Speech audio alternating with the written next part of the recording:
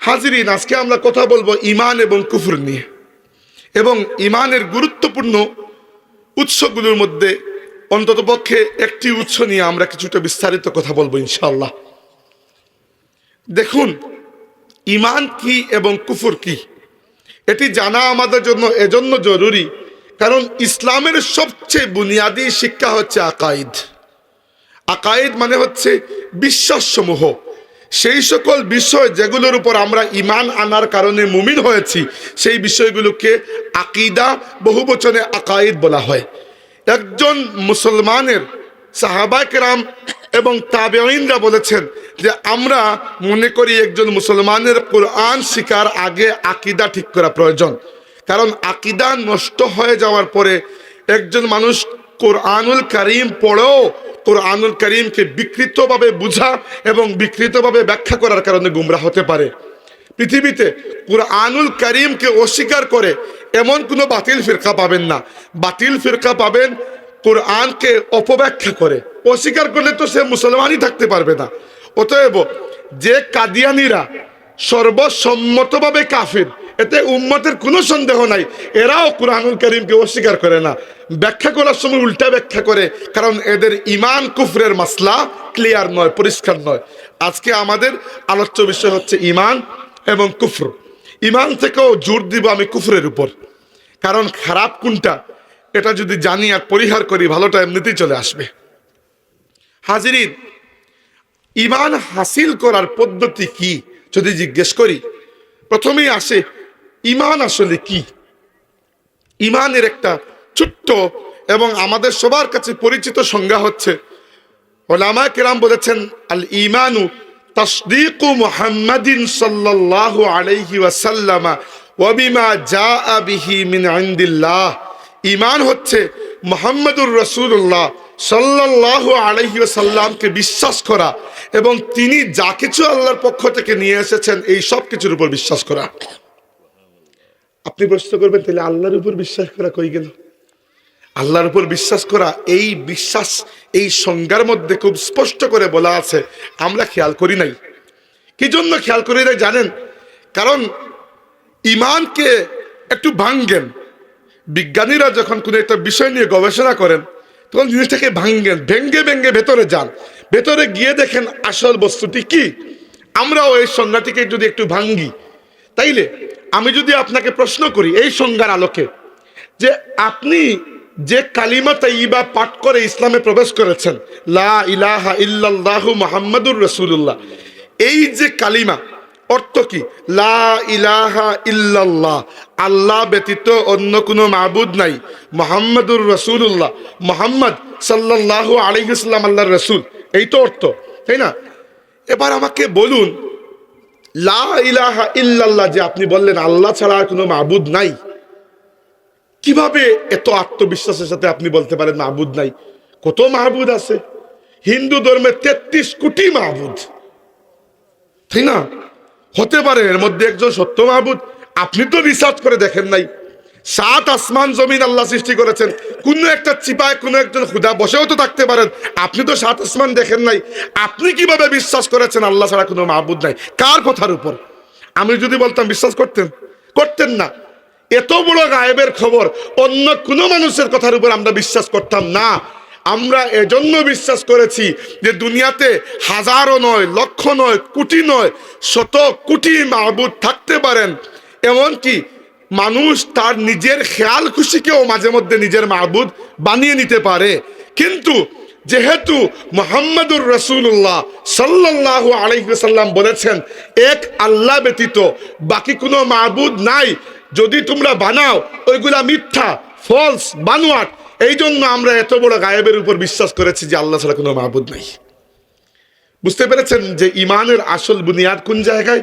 আল ঈমানু তাসদীকু মুহাম্মাদিন সাল্লাল্লাহু আলাইহি ওয়াসাল্লাম। ঈমান হচ্ছে মুহাম্মদ সাল্লাল্লাহু আলাইহি ওয়াসাল্লামকে বিশ্বাস করার নাম।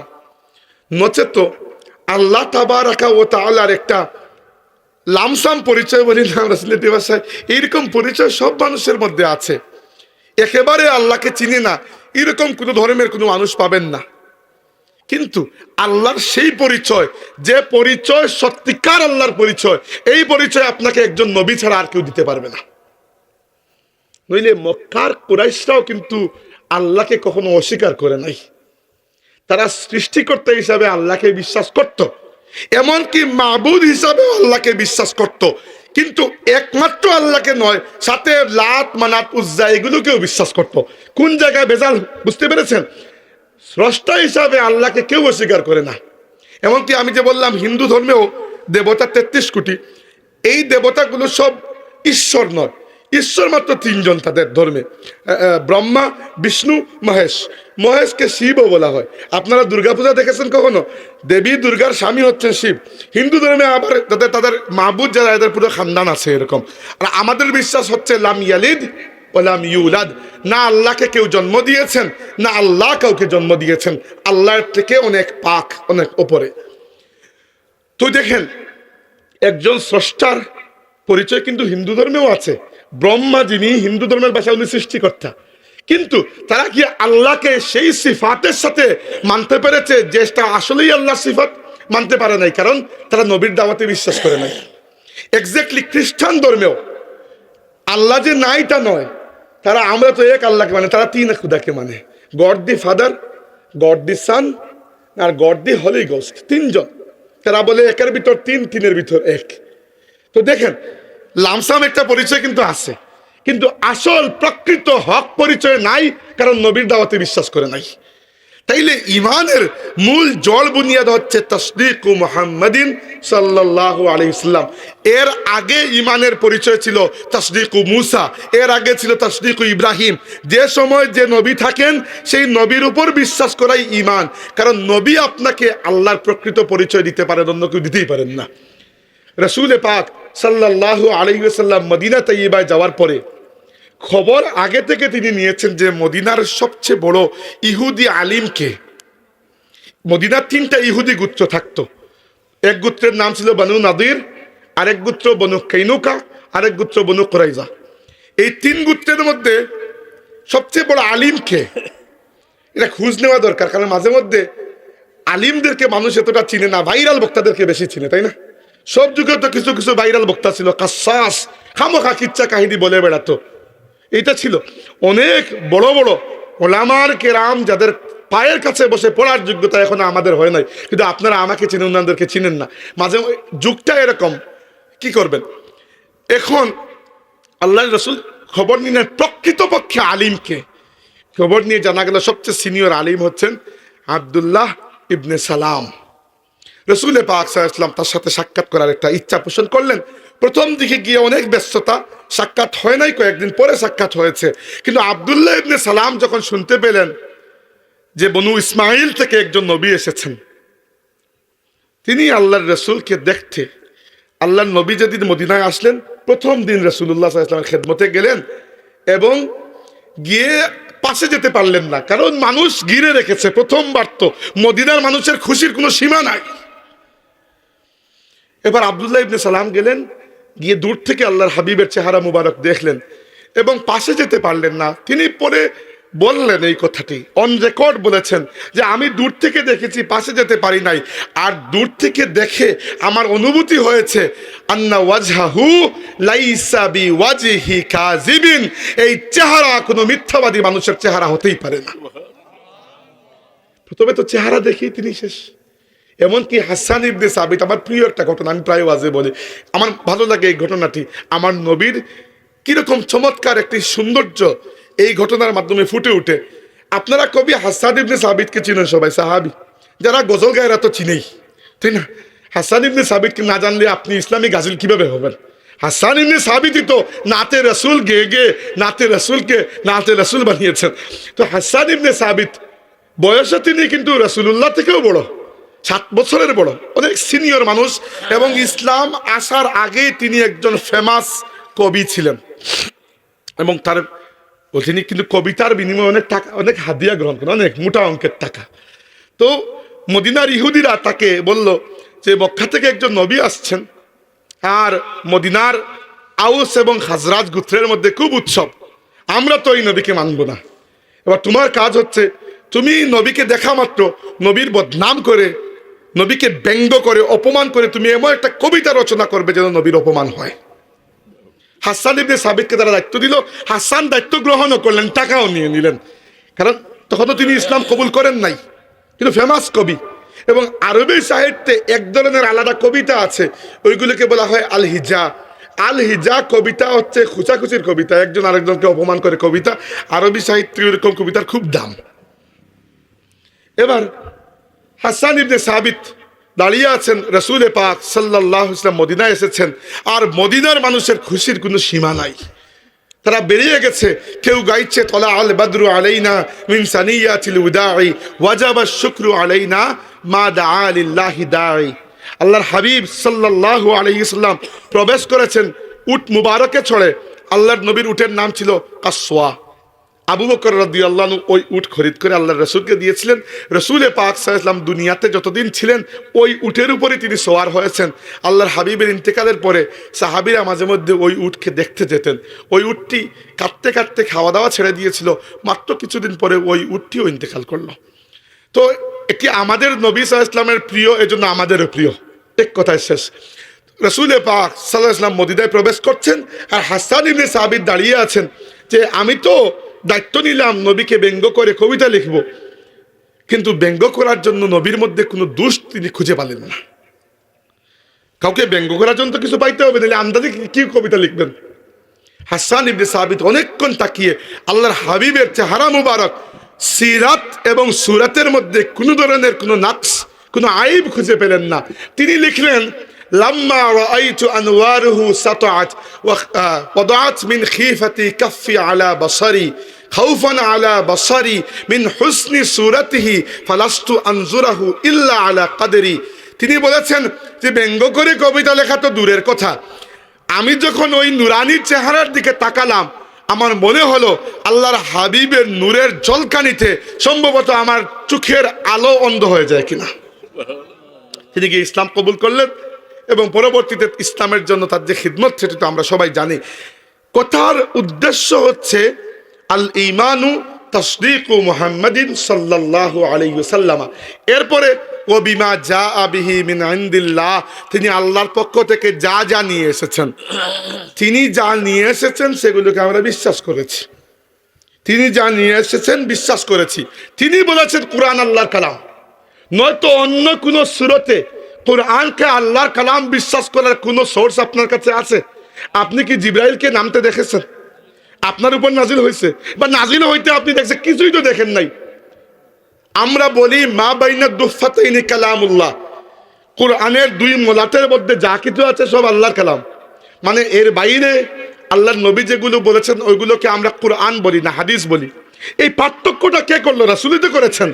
রাসূলুল্লাহ সাল্লাল্লাহু আলাইহি ওয়াসাল্লাম যেটাকে আল্লাহর কালাম বলেছেন ওইটা আল্লাহর কালাম হয়ে গেছে, আর যেটা আল্লাহর কালাম বলেন নাই ওটা তার নিজের হাদিস হয়ে গেছে। আমাদের পুরো দ্বীন ইসলাম আল্লাহর রাসূলের উপর টিকে আছে। পুরো দ্বীন ইসলাম বিশ্বাস করেন, আর কোনো সোর্স নাই। আপনি বলবেন সোর্স আছে কুরআন। এই কুরআনুল কারীমকে কুরআন হিসাবে বিশ্বাস করার পেছনেও তাসদীকু মুহাম্মদ জরুরি। তাসদীকু মুহাম্মদ ছাড়া সাল্লাল্লাহু আলাইহি ওয়াসাল্লাম কুরআনের উপর আপনি ঈমান আনতে পারবেন না। কারণ আপনি কিভাবে পার্থক্য করবেন কুরআনের মধ্যে আর বেদের মধ্যে আর গীতার মধ্যে? আপনার কাছে কোনো সোর্স আছে? নাই। রাসূলুল্লাহ বলেছেন এটা আল্লাহর কালামের জন্য আমরা বিশ্বাস করেছি আল্লাহর কালাম। এমনকি গায়েবের উপর ঈমান সবচেয়ে শক্ত কঠিন বিষয় হচ্ছে মানুষের জন্য গায়েবের উপর ঈমান আনা।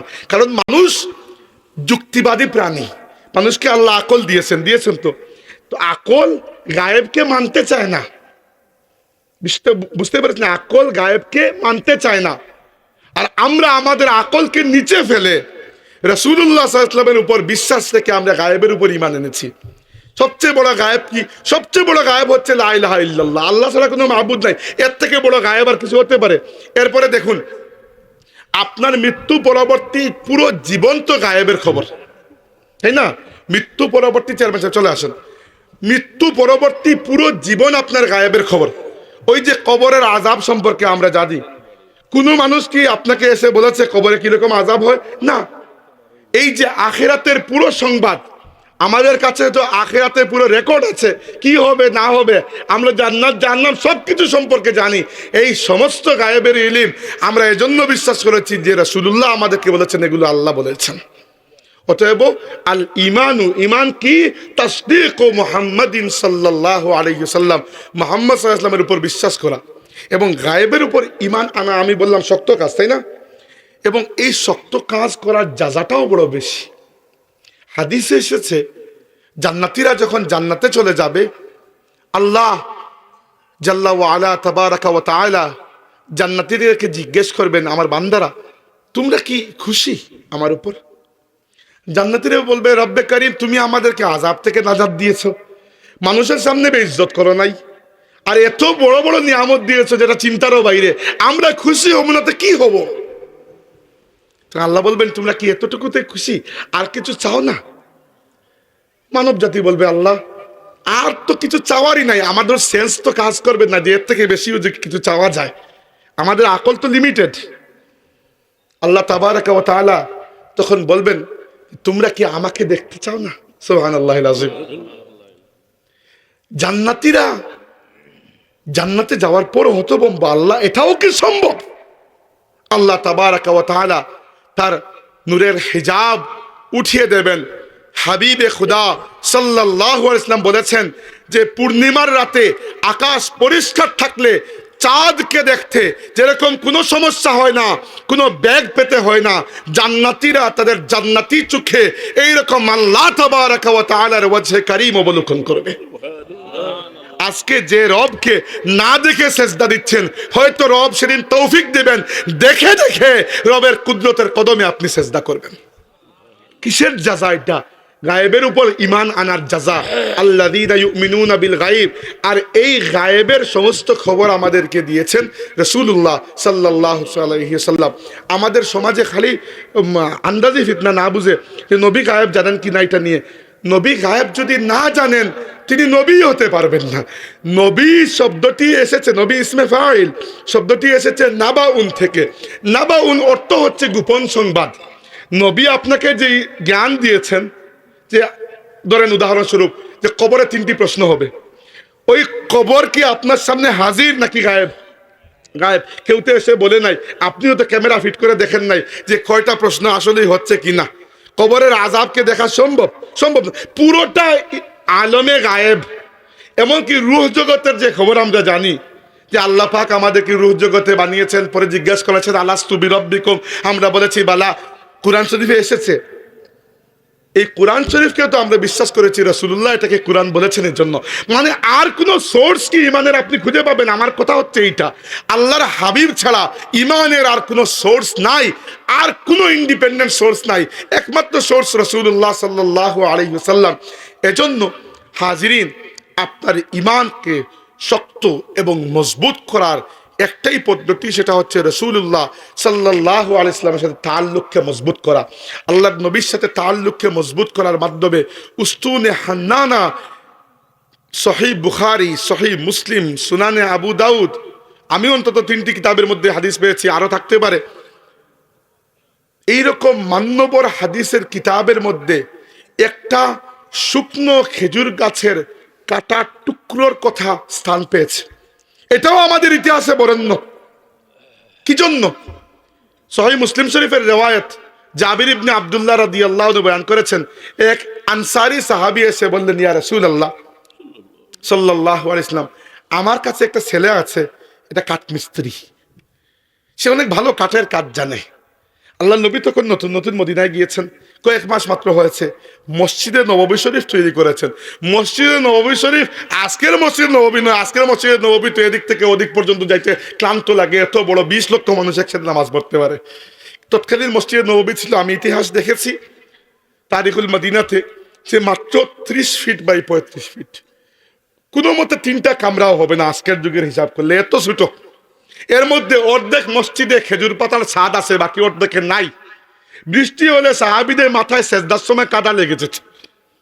এই অবস্থা, এইটুকু ছিল মসজিদ। এবার মসজিদে তো কোনো মিম্বর নাই। তো রাসূলুল্লাহ সাল্লাল্লাহু আলাইহি ওয়াসাল্লাম কি করতেন? খুতবা দিতেন। খুতবা দেওয়ার সময় ক্লান্ত হয়ে গেলে পেছনে একটা খেজুর গাছের সুতুন, সুতুন মানে ওদের পিলার টাইপের আর কি, শুকনো খেজুর গাছের সুতুন এরকম ছিল, ওখানে মাঝে মধ্যে হেলান দিতেন, মানে দাঁড়িয়ে দাঁড়িয়ে ক্লান্ত হয়ে গেলে মাঝে মধ্যে হেলান দিতেন, এতটুকুই। ওই মহিলা বললেন, ইয়া রাসূলুল্লাহ, একটা ভালো কিছু বানিয়ে দেই। আল্লাহ নবী বললেন, ইফ আলী মাসি, তা ঠিক আছে, যদি চাও দিতে পারো। তিনি পরের সপ্তাহে তার ওই ছেলেকে দিয়ে সুন্দর 3টা স্টেপের একটা মিম্বর বানিয়ে নিয়ে আসলেন। রাসূলুল্লাহ সাল্লাল্লাহু আলাইহি ওয়াসাল্লাম ওই মিম্বরের একেবারে উঁচু উপরের সিঁড়িতে বসতেন, 2 নম্বর সিঁড়িতে পা রাখতেন।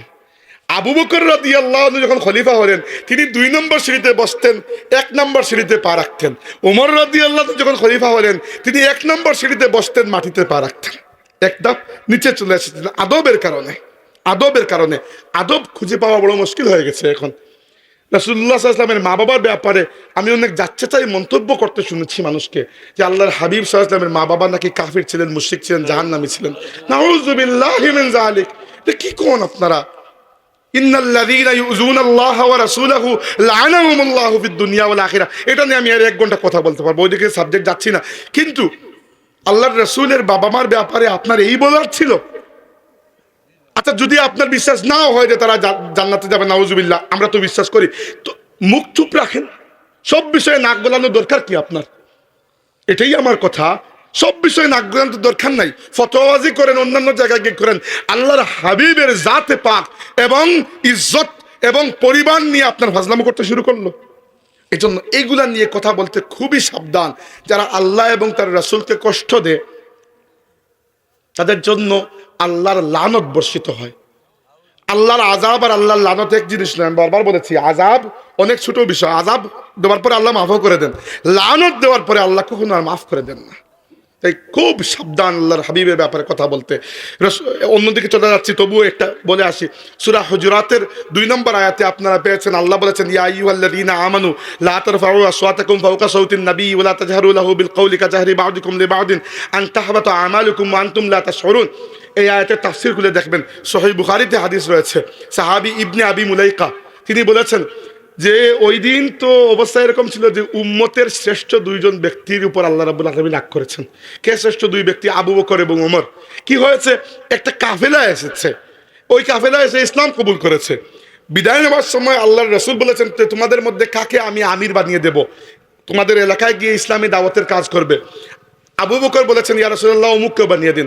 ওমর বলেছেন, ইয়া রাসূলুল্লাহ, অমুককে বানিয়ে দিন। এইটা নিয়ে তাদের 2 জনের মধ্যে কথা কাটাকাটি শুরু হয়ে গেছে। রাসূলুল্লাহ সাল্লাল্লাহু আলাইহি ওয়াসাল্লামের সাথে তারা ঝগড়া করেন নাই। রাসূলুল্লাহর সাথে আপনি ঝগড়া তো করতেই পারবেন না, সম্ভবই না। তারা নিজেদের মধ্যে ঝগড়া করে, ঝগড়া না, কথা কাটাকাটি, বাদানুবাদ, কিন্তু আওয়াজটা একটু উঁচু হয়ে গেছে।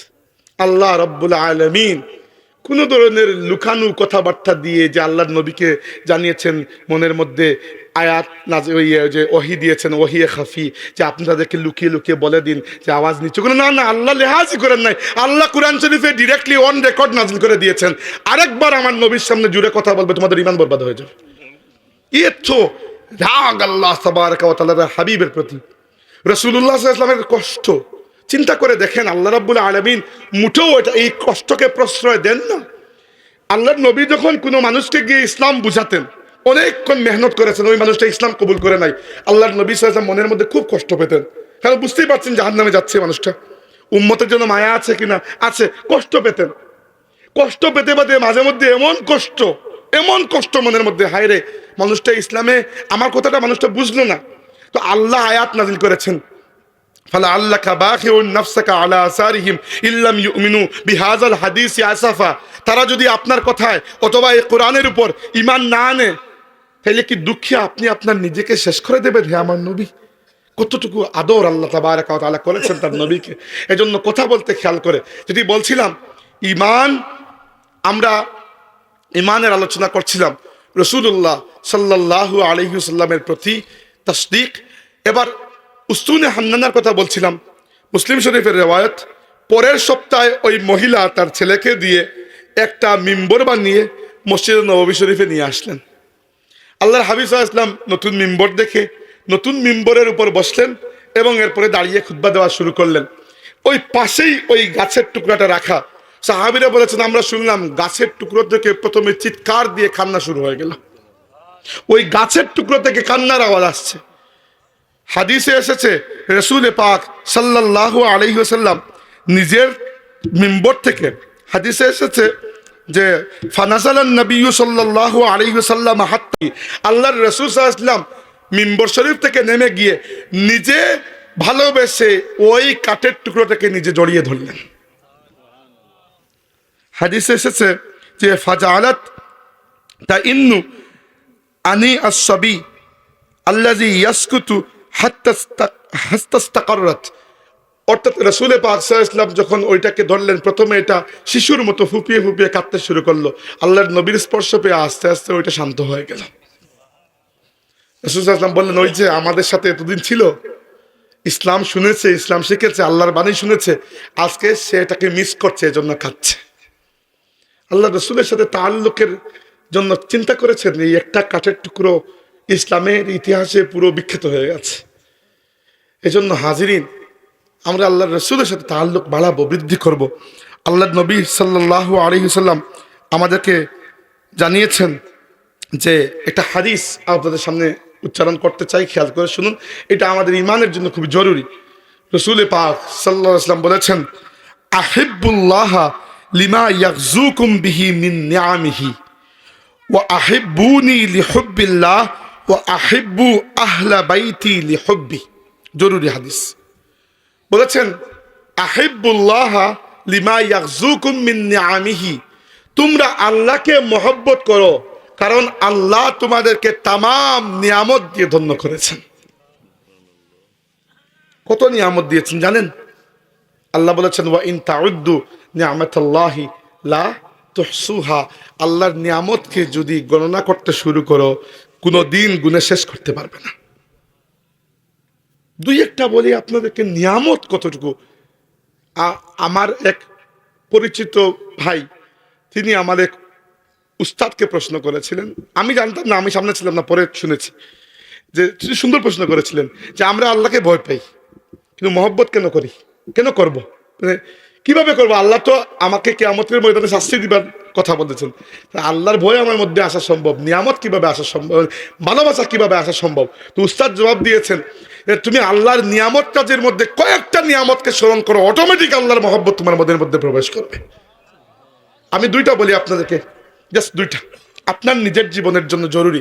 দেখেন, আল্লাহ পাক আদমকে মাটি দিয়ে সৃষ্টি করেছেন, তাই না? কিন্তু আদমের পুরো দেহটা মাটির নয়, এর মধ্যে অন্য এলিমেন্টও আছে। আল্লাহ বলেছেন, ইজা সাওয়াইতুহু ওয়া নাফাখতু ফীহি মির রূহি, আদমকে যখন আল্লাহ শেপ দিয়েছেন, ডিজাইন করেছেন, এরপরে আল্লাহ নিজের পক্ষ থেকে আদমের মধ্যে রূহ ফুঁকে দিয়েছেন। ওই রূহ মাটি দিয়ে আল্লাহ বানান নাই, ওই রূহ নুরানি, ওই রূহ নুরানি। এবার মাটি দিয়ে সৃষ্টি করার আগে আল্লাহ পাক প্রথমে রূহ জগতে সব রূহকে সৃষ্টি করেছেন। এই রূহের মধ্যে আদম থেকে নিয়ে কিয়ামত পর্যন্ত যারা আসবেন সবার রূহকে আল্লাহ একত্রে, মাটি দিয়ে নয়, কি দিয়ে আল্লাহ ভালো জানেন। ওলামা কিরাম বলেছেন বেশিরভাগ সম্ভাবনা হচ্ছে নূর দিয়ে আল্লাহ সৃষ্টি করেছেন। এক্স্যাক্টলি আমরা জানি না, কারণ আল্লাহ বলেছেন, ওয়া মা উতীতুম মিনাল ইলমি ইল্লা কালিলা, রূহ সম্পর্কে আমি তোমাদেরকে খুব কম ইলম দিয়েছি, তো আমাদের ব্রেইনে এটা কুলাইবে না। এবার রূহ জগতে সমস্ত রূহকে রাখার পরে আপনারা জানেন আল্লাহ রাব্বুল আলামিন জিজ্ঞেস করেছেন, আলাস্তু বিরাব্বিকুম, আমি কি তোমাদের রব নই? আমরা বলেছি বালা, অবশ্যই, কেন নয়, তুমি অবশ্যই আমাদের রব।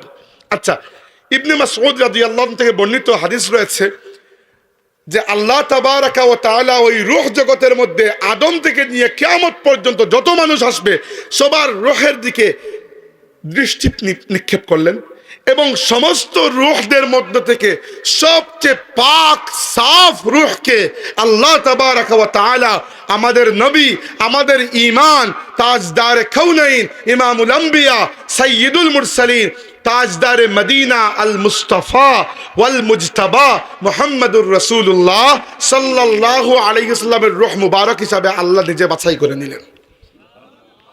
আমাদের নবীকে কি বলা হয়? আল মুজতাবা। ওয়াই? কি জন্য? কারণ আল্লাহ নিজে তাকে পছন্দ করে বাছাই করেছেন, দুনিয়াতে আসার পরে নয়। এইটাও আরেক ঝগড়া, নবী দুনিয়াতে আসার পরে নবী হয়েছেন নাকি কয় বছর বয়সে, খামোখা কথা, এগুলো হুদাই ঝগড়া। আল্লাহ পাক রূহ জগতে বেছে নিয়েছেন, রূহ জগতে বেছে নিয়েছেন। আপনি দুনিয়াতে আসার পরে 40 বছর 42 বছরের ঝগড়া করতেছেন। আল্লাহর রাসূল বলেছেন যে আনা ইনদাল্লাহি ফি উম্মিল কিতাবি খাতামান নাবিয়িন ওয়া ইন্না আদামা লামুনজাদিলুন ফি তিনাতিহি আও কামা ক্বালা। মতনে একটু ভুল হতে পারে যে আদম আলাইহিস সালাম যখন কাদামাটির মধ্যে ছিলেন তখন থেকে আমি আল্লাহর কাছে আল্লাহর কিতাবের মধ্যে শুধু নবী নয় খাতামান নাবিয়িন হিসাবে আমার নাম লিপিবদ্ধ করা হয়ে গেছে।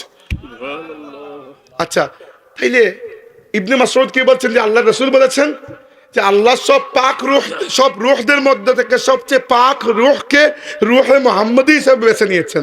এরপরে বাকি নবীদেরকে আলাদা করার পরে বাকি সমস্ত রূহদের মধ্য থেকে আল্লাহর সবচেয়ে পছন্দনীয় সমস্ত রূহকে আল্লাহ উম্মতে মুহাম্মদী হিসেবে বেছে নিয়েছেন। এবং জানেন, আপনিও এখানে ছিলেন, আপনার রূহকেও আল্লাহ বাছাই করেছেন। চিন্তা করে দেখুন, এমন একটা সময় গেছে যখন আল্লাহর দয়ার নজর আপনার উপর পড়েছে, আর আল্লাহ অন্য কোটি কোটি রূহ থেকে বাছাই করে আপনার রূহকে আল্লাহ পছন্দ করে তার নবীর উম্মত হিসেবে বাছাই করে নিয়েছে। হুয়াজ তাবাকুম, তিনি তোমাদেরকে সিলেক্ট করেছেন, হি চুজ ইউ। এজন্য আমাদের নবী খালি মুস্তাফা নয়, আমরাও মুস্তাফা। আমাদের নবী মুজতাবা, আমরাও মুস্তাফা নবীর বরকতে। আমাদের নবী মুস্তাফা, আমরাও মুস্তাফা। কুরআন শরীফে আমাদেরকেও আল্লাহ রাব্বুল আলামিন বলেছেন মুস্তাফা। অতএব হাজিরিন, এই একটা নিয়ামতের কথা চিন্তা করে দেখুন, যখন আপনি আল্লাহর কাছে চানও নাই, দোয়া করেন নাই, আপনার বিনা চাওয়ায় আল্লাহ পাক আপনাকে তার শ্রেষ্ঠ নবীর উম্মত হিসাবে কবুল করে নিয়েছেন রূহ জগতে। এই এক নিয়ামতের শুকরিয়া সেজদা দিয়ে আদায় করলে কি আদায় হবে? 2 নাম্বার, একটু বায়োলজিতে আসেন। মানুষের জন্ম, আল্লাহ রাব্বুল আলামিন আদমকে সৃষ্টি করেছেন, হাদিসে এসেছে, নিজের কুদরতের হাত মুবারক দিয়ে। এই হাত আমাদের হাতের মতো নয়, ওইটার হাত কিরকম আল্লাহ ভালো জানেন। আমরা আল্লাহ রাব্বুল আলামিনের সাথে মানুষের দেহ অঙ্গ প্রত্যঙ্গ যেরকম, সেরকম অঙ্গ প্রত্যঙ্গ কল্পনা করি না। এগুলো থেকে আল্লাহ পাক, লাইসা কামিসলিহি শাইউন, এটা আহলে সুন্নাতের আকীদা। এজন্য আমরা হাত না বলে কুদরতের হাত বলছি। কিন্তু বাকি মানুষকে আল্লাহ এরকম নয়, বাকি মানুষকে সৃষ্টির প্রক্রিয়া আল্লাহ অন্যভাবে দিয়েছেন। কি? ইয়া আইয়ুহান নাসু তাকু রাব্বাকুমুল্লাযী খালাকাকুম মিন নাফসিন ওয়াহিদাতিন ওয়া খালাকা মিনহা যাওজাহা ওয়া বাসসা মিনহুমা রিজালান কাসীরান ওয়া নিসাআ। এক পুরুষ এক নারীর বিয়ে হয়, এরপরে সন্তান হয়, আমরা সবাই জানি। এইখানেও আল্লাহ বাকি সবার মধ্য থেকে আপনাকে বাছাই করেছেন। কিভাবে? আমরা জানি মানুষ সৃষ্টির প্রক্রিয়া মানে জন্মের প্রক্রিয়া। কুরআন শরীফে এসেছে, ولقد خلقنا الإنسان من سلالة من طين ثم جعلناه نطفة في قرار مكين ثم خلقنا النطفة علقة فخلقنا العلقة مضغة فخلقنا المضغة عظاما فكسونا العظام لحما ثم أنشأناه خلقا آخر فتبارك الله أحسن الخالقين। পৃথিবীর সর্বশ্রেষ্ঠ ভ্রূণ বিজ্ঞানী অর্থাৎ এমব্রিওলজিস্ট, কানাডার টরন্টো বিশ্ববিদ্যালয়ের অধ্যাপক ডক্টর কিথ মুর এই এক আয়াতের উপর 11 বছর গবেষণা করে ইসলাম কবুল করেছেন। তাকে সৌদি আরবের কিং আব্দুল আজিজ বিশ্ববিদ্যালয়ের মেডিকেল কনফারেন্সে দাওয়াত দেওয়া হয়েছিল। তিনি এসেছেন। তো ওই কনফারেন্সে বাকি ডাক্তার যারা ছিলেন তারা বলেছেন যে প্রফেসর, আপনার বই পড়ে পড়েই আমরা শিখেছি, কারণ দুনিয়ার মধ্যে তিনি টপ লেভেলের এমব্রিওলজিস্ট। ডাক্তারের মধ্যে বিভিন্ন জাতের ডাক্তার আছে, তাই না? হাড্ডির ডাক্তার আলাদা, নাক কান গলার আলাদা, ব্রেইনের আলাদা। তিনি হচ্ছেন এমব্রিওলজিস্ট, অর্থাৎ মায়ের পেটে শিশুর অবস্থা, যেটা মায়ের পেটে শিশু কিভাবে বেড়ে ওঠে, এইটা হচ্ছে তার বিশেষজ্ঞতা। ডক্টর কিথ মুর, আপনার গুগলে সার্চ দিয়ে দেখতে পারেন, ডক্টর কিথ এল মুর।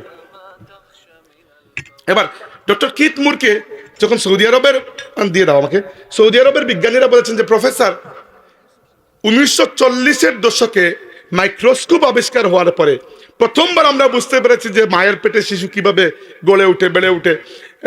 আলট্রাসোনোগ্রাফি তো এরও পরে আবিষ্কার হয়েছে, এখন তো আলট্রাসোনোগ্রাফি চলে আসছে। তো যদি আপনাকে আমরা বলি যে আজ থেকে 1400 বছর আগের একটি কিতাবের মধ্যে আপনি গবেষণা করে যেগুলো বের করেছেন এখন মাইক্রোস্কোপ দিয়ে হুবহু একুরেট শব্দে সেটা লেখা আছে। তিনি বললেন দেখি দেখাও। পণ্ডিত মানুষ, তিনি বই দেখতে চেয়েছেন, তারা কোরআন শরীফ হাতে দিয়েছেন, সূরা মুমিনুনের এই 2টা আয়াত। তিনি বিশ্বাসই করতে পারেন না এটা কিভাবে সম্ভব, কারণ পরবর্তীতে প্রায় 80 বা 90-এর দশকে এসে আবিষ্কার হয়েছে যে মায়ের জরায়ুর মধ্যে শিশু কিরকম অবস্থায় থাকে। বিজ্ঞানীরা বের করেছেন মায়ের জরায়ুর মধ্যে শিশু, মায়ের জরায়ুর মানে চামড়ার সাথে জুক যেভাবে আপনার শরীরে আটকে থাকে না, লেগে ঝুলে থাকে, মায়ের জরায়ুর মধ্যে শিশু এরকম থাকে। এবং কোরআন শরীফে কত একুরেট শব্দ ব্যবহার করেছেন আল্লাহ। এই অবস্থাকে বলেছেন আল্লাহ আলাকা। আলাকা মানে হচ্ছে ঝুলন্ত বস্তু। সুবহানাল্লাহ। আল্লাহ যদি এখানে বলতেন যে গুস্তের টুকরা, কথা রাইট হইতো না, এখানে গুস্ত হয় নাই, আল্লাহ বলেছেন ঝুলন্ত বস্তু, ইংরেজিতে জাইগট বলা হয়। তো ডক্টর কিতমুল মুসলমান হয়েছেন। এবার আপনি চিন্তা করেন, জি জি অবশ্যই আমি বেদবি করলাম আপনার। এবার মায়ের পেটে শিশুর জন্মের ব্যবস্থা এটা চিন্তা করে দেখেন, চলে আসেন এখানে। যে আপনারা জানেন, আমরা বায়োলজি বুঝি যে পিতার যে ফ্লুইড, আমি আর বাংলা করছি না, আপনারা বুঝতে পারছেন কি বুঝাচ্ছি। পিতার ফ্লুইড থেকে মায়ের ডিম্বাশয়ে ফ্লুইডটা যায় এবং এরপরে শিশুর জন্ম হয়। একজন পুরুষের 1 ফুটা ফ্লুইডের মধ্যে 2 থেকে 4 কোটি স্পার্ম থাকে। প্রত্যেকটা স্পার্ম থেকে একটা বাচ্চা জন্ম হওয়া সম্ভব। 1 ফুটা ফ্লুইডের মধ্যে 2 থেকে 4 কোটি বাচ্চা জন্ম দেওয়া সম্ভব। এই স্পার্মগুলো কে রেখেছেন এখানে? এক। দ্বিতীয়ত, ওই 2 থেকে 4 কোটি স্পার্ম সমৃদ্ধ যে ফ্লুইড, যেটা বেয়ে বেয়ে মায়ের জরায়ু পর্যন্ত যায়, ওই 2 থেকে 4 কোটি স্পার্মের মধ্যে মাত্র একটা মায়ের জরায়ুতে প্রবেশ করে, বাকিগুলো মারা পড়ে যায়। এই 2 থেকে 4 কোটির মধ্যে আল্লাহ আপনাকে বাছাই করে নিয়েছেন। না, আপনি কম স্পেশাল না, কিন্তু আপনি কম স্পেশাল নয়, আপনাকে আল্লাহ অনেক বাছাই করার পরে দুনিয়াতে পাঠিয়েছেন। এরপরে হ্যাঁ, মাঝে মধ্যে 2টা স্পার্ম ঢুকে যায় মায়ের জরায়ুতে, তখন মানে টুইন বেবি, অর্থাৎ কি বলে, যমজ সন্তান জন্ম হয়। বাট এটা রেয়ার কেস, বেশিরভাগ ক্ষেত্রে একটা সন্তান জন্ম হয়। তো দেখুন, আল্লাহ রাব্বুল আলামিন মায়ের পেটে যখন আপনাকে বাছাই করেছেন, তখন বাকি 2 থেকে 4 কোটিকে সরিয়ে আল্লাহ আপনাকে বাছাই করেছেন। তৃতীয়ত, মায়ের পেটে আল্লাহ আপনাকে কিভাবে খাইয়েছেন চিন্তা করুন। খাওয়ার তো দরকার আছে। মায়ের পেটের মধ্যে শিশুর মুখ দিয়ে খাবার কোনো উপায় নাই। ওই যে গোলার নালি, এগুলো তখনও বিল্ড আপ হয় নাই, শিশু ওই দিক থেকে খেতে পারবে না। কি খাবে? ওইখান থেকে তো খাবারই নিচ্ছে নাই। মা যেগুলো খাচ্ছেন সেগুলো তো গিয়ে তার পাকস্থলীতে পচে যাচ্ছে। কিন্তু আল্লাহ একটা ব্যবস্থা করেছে। কি ব্যবস্থা? মায়ের পেটে যে খাবারগুলো যায়, মা যেগুলো খান, এই খাবারগুলো পরবর্তীতে ভাইটামিন, মিনারেল, ক্যালসিয়াম ইত্যাদি হয়ে রক্তের মধ্যে যায়। এজন্য আমরা শক্তি পাই শরীরে। এই রক্তকে আল্লাহ শিশুর দেহের মধ্যে প্রবাহিত করেছেন। এজন্য মায়ের পেটের ভেতর থেকে শিশুর নাভি পর্যন্ত একটা লাইন আছে, ওইটাকে ইংরেজি ভাষায় বলে এমবেলিক্যাল কর্ড। জন্মের পরে ওইটা ডাক্তার কেটে দেয়। আপনারা দেখেছেন কখনো? জন্মের পরে ডাক্তার ওটা কেটে দেয়। ওই একটাই সোর্স শিশুর খাবারের, মায়ের রক্ত থেকে ওই প্রয়োজনীয় ভাইটামিন বা প্রয়োজনীয় খাদ্য ওই এমবেলিক্যাল কর্ডের মাধ্যমে শিশুর কাছে পৌঁছায়। ওই গোপন জায়গায়ও আল্লাহ তার বান্দাকে ভুখা পেটে রাখেন নাই। চিন্তা করে দেখেন একবার, চিন্তা করে দেখেন একবার, আল্লাহ আপনাকে কত মহব্বত করেছেন। এবার যদি আল্লাহ রাসূলের হাদিসের দিকে তাকান, আহিব্বুল্লাহ লিমা ইয়াগযুকুম বিহি মিন নিআমিহি, আল্লাহকে মহব্বত করো কারণ তিনি তোমাদেরকে এত নিয়ামত দিয়েছেন। আর আল্লাহকে মহব্বত কি জন্য করব জানেন? ওই ইমানের সংজ্ঞায় ফিরে আসুন। ইমানের পরিচয়, আল্লাহর মহব্বত ব্যতীত আপনার ইমান কাবিল হবে না। এবার আল্লাহর মহব্বতের ঘটনা বলতে গেলে নিয়ামতের ঘটনা জীবনেও শেষ হবে না। আমার সময় আছে মাত্র 5-10 মিনিট, আমি একটু দ্রুত আগাই। এবার আসুন রাসূলুল্লাহ সাল্লাল্লাহু আলাইহি ওয়াসাল্লামের মহব্বত। আল্লাহর রাসূলের সাথে কমসে কম আমাদের 5টা সম্পর্ক থাকতেই হবে। ওটা 5টা কমসে কম, বেশি থাকলে তো ভালো। একটা হচ্ছে ইমানের সম্পর্ক, আমরা তার প্রতি ইমান আনবো। 2 নম্বর তাজিমের সম্পর্ক, আমরা তাকে তাজিম করব। 3 নম্বর মহব্বতের সম্পর্ক, আমরা তাকে মহব্বত করব। 4 নম্বর ইত্তেবা, আমরা তার অনুসরণ করব। খালি মুখে মুখে মহব্বত মহব্বত আর এমনিতে একটা সুন্নত আদায় করার নামে নাই। আর 5 নম্বর নুসরাত, আল্লাহর নবীর দ্বীনের খেদমতে আমরা আল্লাহর নবীকে সাহায্য করব। ওয়াজ মাহফিল কি জন্য? এই নুসরাতের কারণে, যে আমরা আল্লাহর নবীর দ্বীন একে অন্যের কাছে পৌঁছে দিচ্ছি। নবী তো দায়িত্ব দিয়ে গেছেন, নইলে তো আমাদের কাজ ছিল না। নবী বলে গেছেন ফাল ইউবাল্লিগু শাহিদুল গায়বা বাল্লিগু আন্নি ওয়ালাউ আয়াতান, একটা আয়াতও যদি তুমি জানো অন্যের কাছে পৌঁছে দাও। এবার এই যে সম্পর্কগুলা, ইমানের সম্পর্ক প্রথমত আমরা অলরেডি কথা বলেছি, তাজিমের সম্পর্ক। শুধু একটা ঘটনা বলি, তাজিমের সম্পর্ক কিরূপ হতে পারে আল্লাহর হাবিবের সাথে। এইটা আমার কাছে সর্বোচ্চ পর্যায়, এর থেকে বড় পর্যায়ে আর আমার কাছে অন্তত পক্ষে কিছু নাই, আমি খুঁজে পাই নাই। সেটা হচ্ছে রাসূল পাক সাল্লাল্লাহু আলাইহি ওয়াসাল্লাম একবার একটা জায়গায় গেছেন বিচার করতে। তো আবু বকর রাদিয়াল্লাহু আনহু সহ বাকি সাহাবীরা মদিনায় রয়ে গেছেন। নামাজের সময় হয়ে গেছে। সহিহ বুখারী কিতাবুল জানাজা অধ্যায়ের মধ্যে, জানাইজ অধ্যায়ের মধ্যে হাদিসটা পাবেন। তো নামাজের সময় হয়ে গেছে। সাহাবী মুয়াজ্জিন কে ছিলেন? বিলাল রাদিয়াল্লাহু আনহু। তিনি দেখেছেন আল্লাহর রাসূল এখনো আসছেন না, কিন্তু নামাজের সময় ওইদিকে কাজা হয়ে যাবে। তো তিনি আবু বকর সিদ্দিক রাদিয়াল্লাহু আনহুকে বলেছেন যে আপনি ইমামতি করুন। আবু বকর রাদিয়াল্লাহু আনহু প্রথমে তো না করেছেন অবভিয়াসলি, কিন্তু পরে দেখা যাচ্ছে যে না, আদব ঠিক আছে কিন্তু নামাজের ওয়াক্ত কাজা হয়ে যাচ্ছে। তো তিনি ইমামতি করতে শুরু করেছেন।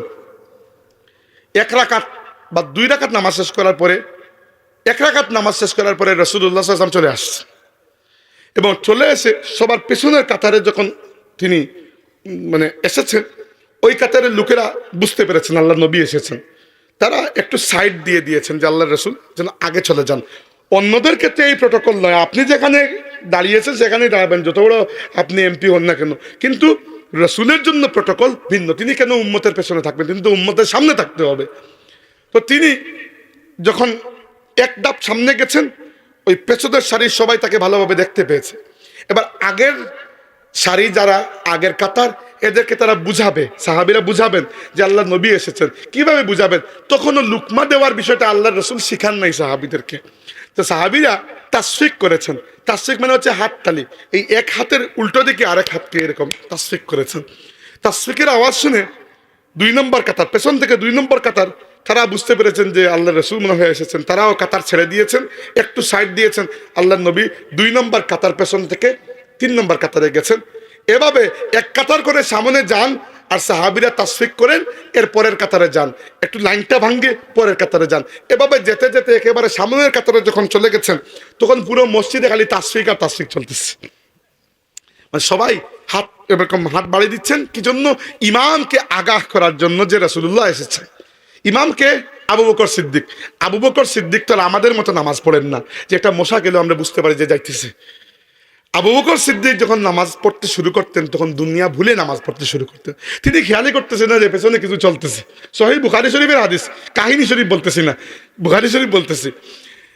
তো এবার আবু বকর রাদিয়াল্লাহু আনহু অনেকক্ষণ তাসফিকের পরে বুঝতে পারলেন যে সম্ভবত রাসূলুল্লাহ সাল্লাল্লাহু আলাইহি ওয়াসাল্লাম তাশরীফ এনেছেন। তিনি হালকা পেছনে ফিরে এরকম দেখলেন, বুঝতে পারলেন আল্লাহ নবী ঠিকই এসেছেন। তিনি নামাজরত অবস্থায় ইমামতি ছেড়ে পেছনে আসতে শুরু করলেন।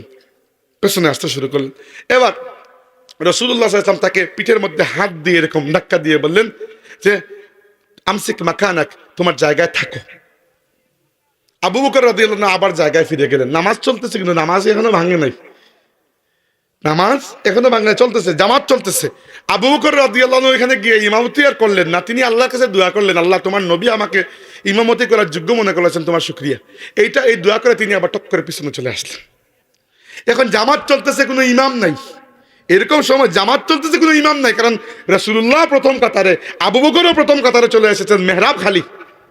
যেই মাত্র আল্লাহর রাসূল দেখলেন মেহরাব খালি, তিনি 2 পা বাড়িয়ে মেহরাবে চলে গেলেন এবং পরবর্তী জামাত তিনি আদায় করলেন। শুরু থেকে নয়, যেখানে আবু বকর ছেড়ে এসেছিলেন রাসূলে পাক সাল্লাল্লাহু আলাইহি ওয়াসাল্লাম, সেখান থেকে নামাজ শেষ করলেন। শেষ করার পরে তিনি জিজ্ঞেস করলেন আসল বিষয় যেটা, যে ইয়া আবা বকর মা মানাকা আন তাসবুতা ইজ আমারতুক। হে আবু বকর, আমি যখন তোমাকে বললাম জায়গায় থাকো, নামাজটা শেষ করো, তুমি কি জন্য আমার কথা রাখো নাই? কি জন্য জায়গায় থাকো নাই? ছেড়ে আসলে জায়গা কি জন্য? তিনি জবাব দিলেন, ইয়া রাসূলুল্লাহ মা কানা লি ইবনি আবি কুহাফাতা আন ইউসাল্লিয়া বাইনা ইয়াদাই রাসূলিল্লাহ।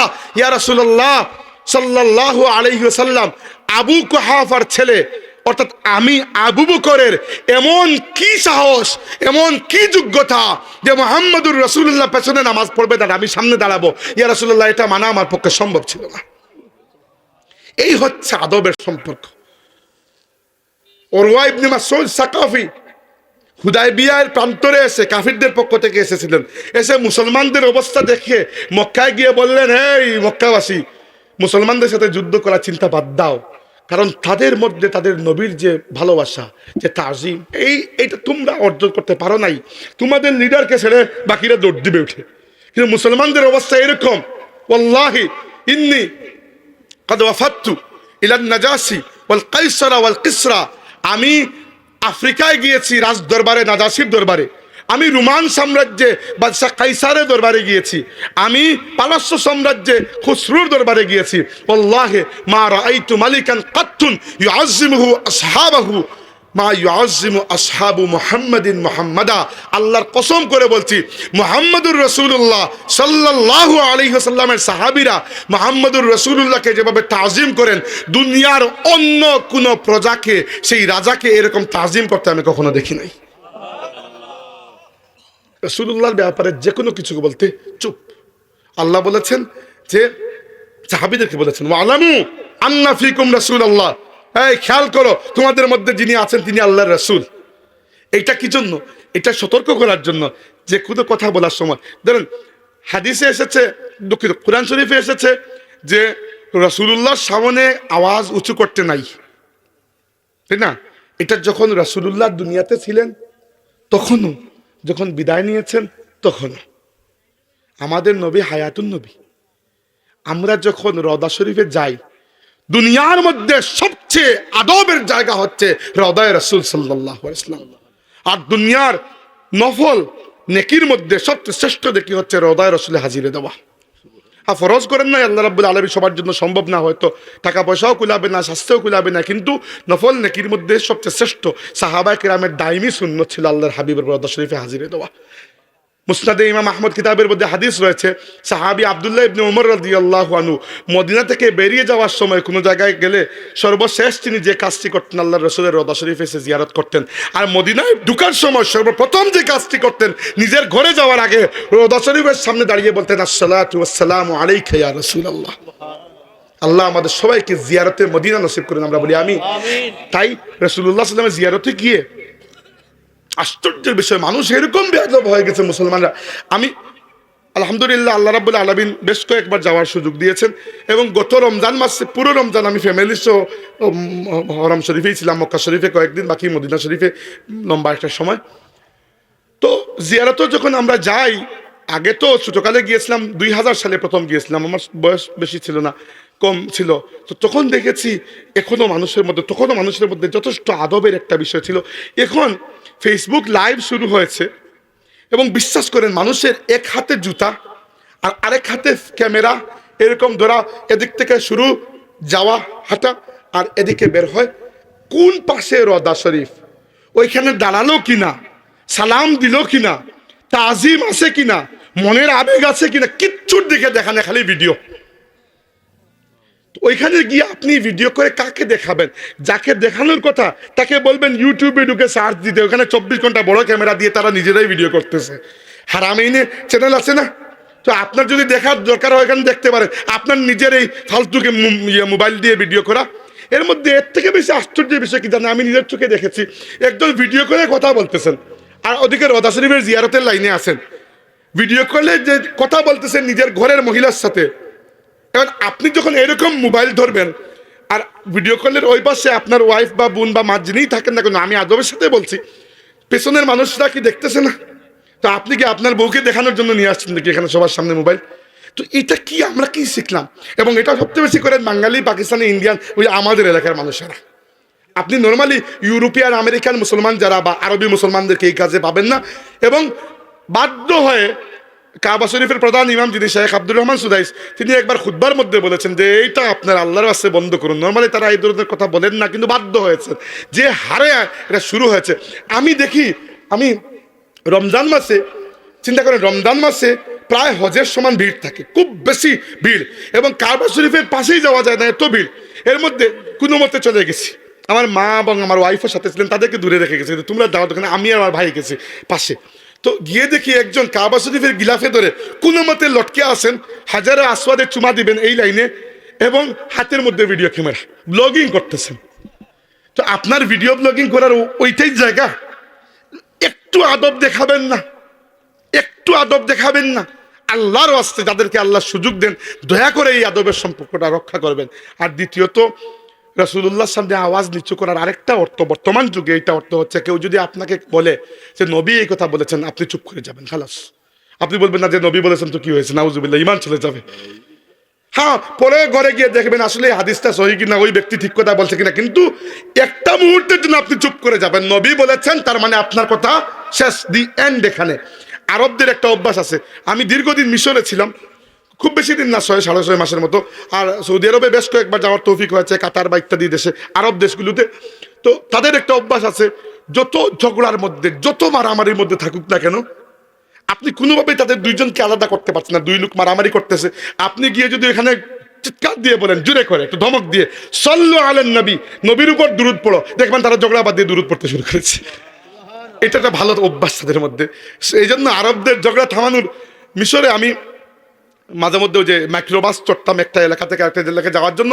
তো মিশরের ড্রাইভারদের অবস্থা খুবই খারাপ, আমাদের ঢাকার ড্রাইভারদের মতো। একটা আরেকটার সাথে গাড়ি লাগাইতেছে, ধাক্কা মারতেছে, মারার পরে চিৎকার চেঁচামেচি, একটা আরেকটার সাথে ঝগড়া। অনেকক্ষণ পরে, কতক্ষণ ঝগড়া হয়ে যাওয়ার পরে প্যাসেঞ্জারদের মধ্যে থেকে একজন হচ্ছে চিৎকার করে বলে, সাল্লু আলান নবী, শেষ, ঝগড়া শেষ। তো এটাই হচ্ছে আদব। এই আদবের সম্পর্ক আমাদেরকে রক্ষা করতে হবে। হাজির, আর বক্তব্য লম্বা করার সময় নাই, আমার সময় অলরেডি 1 ঘন্টার ওভার হয়ে গেছে। আমি কথা শেষ করে আনছি। কুফর নিয়ে কথা বলতে পারলাম না, দুঃখিত। ইমান নিয়ে বলতেই সময় শেষ হয়ে গেছে। আমাদের ইমানের একমাত্র আনডাউটেড সোর্স রাসূলুল্লাহ সাল্লাল্লাহু আলাইহি ওয়াসাল্লাম। কোরআনকে আমি ডাউটেড বলছি না, নাউজুবিল্লাহ, কোরআনও আনডাউটেড। কিন্তু কোরআন যে আল্লাহর কালাম, সেটাও নির্ভর করে নবীর উপর ঈমান আনার মাধ্যমে। নয়তো কোরআন তো আল্লাহর কালাম আমরা জানি, অন্যরা তো বিশ্বাস করে না, কাফিররা তো বিশ্বাস করে না। কেন করে না? তারা মনে করে নবী কোরআনকে মিথ্যা কথা বলে আল্লাহর কালাম বলেছেন, নাউজুবিল্লাহ। আমরা জানি নবী সত্য বলেছেন, এই জন্য আমরা বিশ্বাস করি কোরআন আল্লাহর কালাম, তাই তো? তাই সব কিছুর জড় বুনিয়াদ হচ্ছে তাসদীক মুহাম্মাদিন সাল্লাল্লাহু আলাইহি ওয়াসাল্লাম। আর ঈমানকে হাসিল এবং মজবুত করার হাতিয়ার হচ্ছে আল্লাহর রসুলের প্রতি ঈমান, আল্লাহর রসুলকে তাজিম, আল্লাহর রসুলকে মহব্বত, আল্লাহর রসুলের ইত্তেবা। সাহাবা কেরাম আল্লাহর রসুলের ইত্তেবা, অনুসরণে এইরকম উদ্গ্রীব ছিলেন, এইরকম উদ্গ্রীব ছিলেন যে আল্লাহ রাব্বুল আলামিন প্রশংসা করেছেন। কিভাবে? উহুদের যুদ্ধের পরে যখন সাহাবীরা ক্লান্ত, 70 জন সাহাবা শহীদ হয়েছেন, আল্লাহর হাবিব সাল্লাল্লাহু আলাইহি ওয়াসাল্লামের মাথা মুবারক ফেটেছে, গালের উপরের অংশের হাড্ডি ফেটে রক্ত এত বেশি বের হয়েছে যে ফাতিমা রাদিয়াল্লাহু আনহা কাপড় জ্বালিয়ে ছাই করে পানি দিয়ে পেস্ট বানিয়ে এখানে দিয়েছেন, এরপর রক্ত থেমেছে, পুরো দাড়ি মুবারক রক্তে লাল হয়ে গিয়েছিল। এই অবস্থায় খবর পাওয়া গেল যে আবু সুফিয়ানের বাহিনী পথ ঘুরিয়ে অন্যদিকে এসে মদিনায় অ্যাটাক করার ষড়যন্ত্র করছে। আল্লাহর নবী এই অবস্থায় সাহাবীদেরকে বলেন, চলো। আবার সব সাহাবীরা আহত অবস্থায়, রক্ত বেয়ে বেয়ে পড়ছে, ক্লান্ত। প্রত্যেকটা সাহাবী আল্লাহ রসুলের ডাকে লাব্বাইক বলে আবার জিহাদের পথে রওনা দিলেন। আল্লাহ প্রশংসা করেন, জিহাদ হয় নাই, কারণ পরে দেখা গেছে হুদাই তারা আগেই পালিয়ে গেছে। কিন্তু আল্লাহ প্রশংসা করেছেন, আল্লাযীনা ইসতাজাবু লিল্লাহি ওয়া লিররাসূলি মিন বাদি মা আসাবাহুমুল কারহ। যারা আহত হওয়ার পরেও, কষ্টে একেবারে নিজের ইনজুর্ড হওয়ার পরেও, রক্তাক্ত হওয়ার পরেও যারা আল্লাহ এবং রাসূলের কথায় লাব্বাইক বলে, আল্লাহ তাদের উপর সন্তুষ্ট হয়ে গেছেন। এই জন্য ইত্তেবা খালি মুখে মুখে নয়, সুন্নতের উপর আমল করুন। মুহাদ্দিস সাহেব হুজুর রহমতুল্লাহি আলাইহি, রারাই মুহাদ্দিস সাহেবের কথা বলছি, বলেছিলেন, আমাকে কিছু নসিহত করেছিলেন। এর মধ্যে একটা হচ্ছে, যেখানে বসবেন, যে কথাগুলো বলবেন না কেন, সেই সাথে মানুষকে একটা নসিহত করে আসবেন, সুন্নতের উপর আমল করা। এটা আমাদের বুজুর্গদের একটা পদ্ধতি। সেই মুজাদ্দিদ আলফে সানি রহমতুল্লাহি আলাইহি মানুষের কাছে চিঠি পড়তো লেখার সময়। চিঠির বিষয় অন্য কিছু, কিন্তু চিঠি লেখা শেষ হওয়ার পরে, জরুরি কথা বলার পরে নিচে সুন্নতের উপর আমল করার গুরুত্ব লিখে দিতেন। এইভাবে করে করে তিনি উপমহাদেশে সুন্নত জারি করেছেন, নইলে শিয়ারা উপমহাদেশে বিদআত জারি করে রেখেছিল। তিনি সুন্নিয়তের ঝান্ডাবাহী। তো আমাদেরকেও এটা হতে হবে। আর আল্লাহর নবীর নুসরাত, আল্লাহর রসুলের নুসরাত মানে হচ্ছে আল্লাহর রসুলকে সাহায্য করা। কিভাবে? টাকা দিয়ে না, ইসলামের প্রচার প্রসার এবং প্রতিষ্ঠার প্রচেষ্টা করার মাধ্যমে। আল্লাহ তাবারাকা ওয়া তাআলা আমাদের ঈমানকে কামিল করুন, আমরা বলি আমিন।